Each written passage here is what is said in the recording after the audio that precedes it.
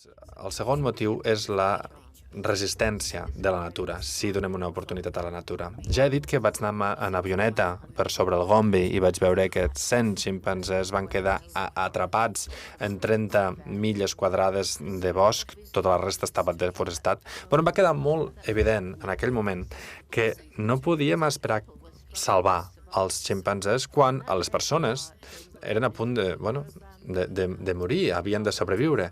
Per això vam iniciar el programa TACARI dins de l'institut. És un programa dissenyat per millorar la vida dels vilatans, d'aquelles aldees tan pobres que alhora també millorarà la vida de forma sostenible perquè puguin conviure harmoniosament amb el seu entorn.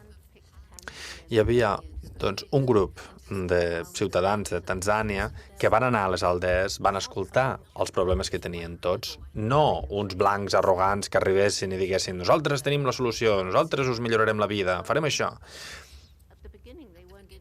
Al principi no els interessava el tema de la conservació. El que volien era tenir millors cultius, millors estudis per als seus fills i millor sanitat. I vam començar per aquí.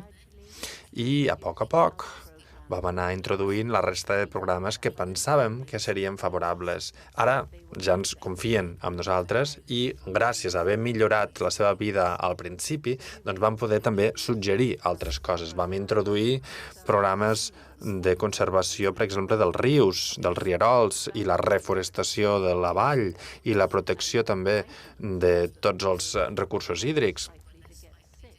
I la higiene, perquè tinguessin menys malalties. I vam anar introduint també el que jo crec que és el programa que ha tingut més èxit de tots, que són els microcrèdits.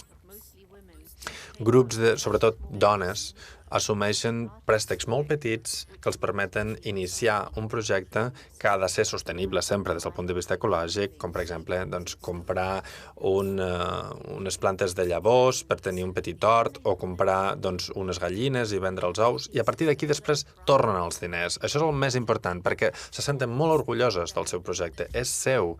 Poden anar amb el cap ben alt i a poc van sortint de la pobresa. Però de manera que no tan sols no fan mal a l'entorn, sinó que el milloren. Com que ara confien en nosaltres,